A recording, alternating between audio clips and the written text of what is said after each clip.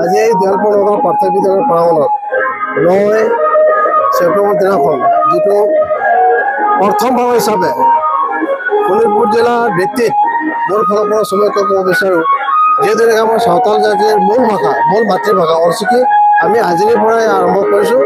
কাৰণ ইয়াত আমাৰ একো চিন্তা কৰিবলৈ দৰকাৰ নাই, যিহেতুকে ভাৰত চৰকাৰে এই আমাৰ লিপিটো গ্ৰহণ কৰিছে, তাৰ বাবে আমি ধন্যবাদ আৰু নিজেও খুচি।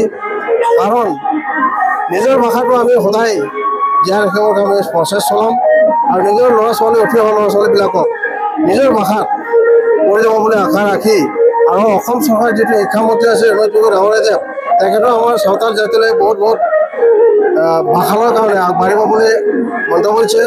তাৰ বিষয়লৈ মই ৰণজিৎ গগৈ ডাঙৰীয়া তথা শিক্ষামন্ত্ৰীলৈ মই ধন্যবাদ জ্ঞাপন কৰিছোঁ। আশা ৰাখিছোঁ আমাৰ শোণিতপুৰ জিলাৰ ভিত্তিত প্ৰথমবাৰৰ কাৰণে আমাৰ দেওলপুৰ নগাঁও প্ৰাথমিক বিদ্যালয়খন গঠিত বুলি আমি আশা ৰাখিছোঁ। ইয়াত আমি নিজৰ ভাষাৰে আমি নিজৰ ল'ৰা ছোৱালীক পঢ়াম, তাত কোনো ভয় কৰিবলৈ দৰকাৰ নাই। কাৰণ যিটো নেকি আমাৰ নিজৰ মূল মাতৃভাষা অলচিকি আমি আগলৈ জীয়াই ৰাখিবৰ কাৰণে আমি চেষ্টা কৰিম। গতিকে আৰু ইয়াত যদি আপোনাৰ আৰু কিবা সুধিবলৈ আছে মোক, এইটো আমি ৰাজ্যৰ সহযোগত আমাৰ যিহেতু নেকি কেন্দ্ৰীয় সমিতি আছে, জিলা সমিতি আছে, তেওঁলোকৰ যিটো আমাৰ কৰ্মকৰ্তা ডাঙৰীয়াবিলাক আছে তথা সভাপতি সম্পাদক, তেওঁলোকে চৰকাৰৰ লগত সদায় যুঁজিব ভাষাটোৰ কাৰণে।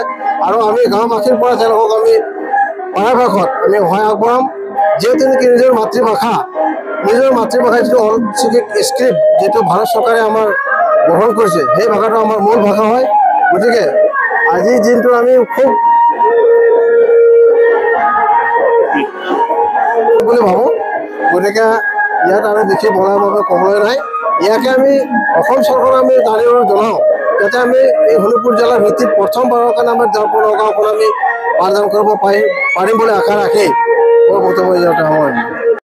Santali kata olciki noa le serai ka noa adi mochi nyikuda ar ongka ge huyuk ma ar tihi noda tino le jarwakan jate moj ar napai ar joto hor jak jomok tege noa olciki le seraya ar le letu yaten ar noa le huj cuak ge ar noa olciki le senaya adi insek ko adi gunman johar ar jate moj huyuk talema ar okota ho ting bale pecelo ar lahati gila talama ar lahati gila cala.